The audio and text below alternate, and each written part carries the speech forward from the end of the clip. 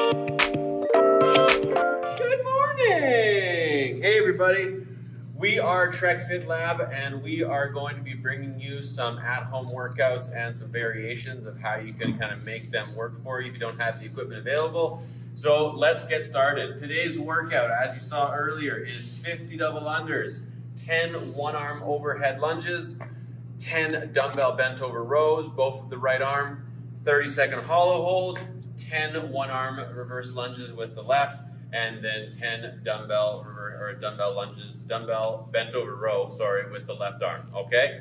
So let's go through these movements a little bit and kind of figure out what we're doing and some variations for them. First thing we have is our double unders, all right? So if you have a skipping rope, awesome. If you have the ability to jump and maybe go around 2 times each jump, even better. There's your double under, okay? Now, if you don't have those, obviously single unders will do just fine, and you can just double the reps. So instead of doing 50, you're gonna do 100, okay? Now, an option for you, should you have a low roof, or you just don't have a skipping rope, then you can just kind of pretend. This is really good exercise for people that suck at double unders because you just got them right now, right?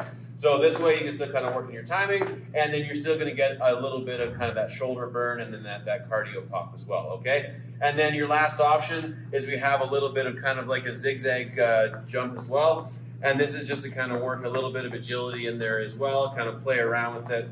And really the options are endless. Not endless, there's a cap there. But anyways, moving on, next movement, we have our one-arm overhead reverse lunge, okay? So this is supposed to be with a dumbbell, okay? So dumbbell goes up overhead, and then we are going to alternate 10 lunges, okay? That's 5 per leg.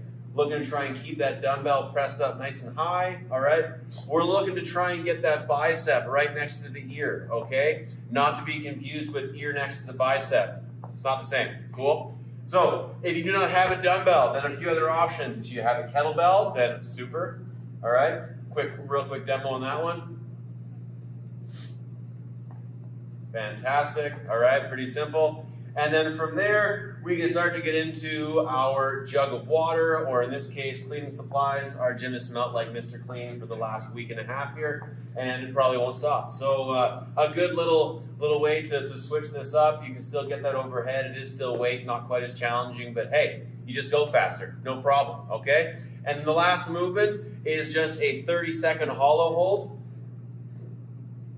Bent over row. Bent over row.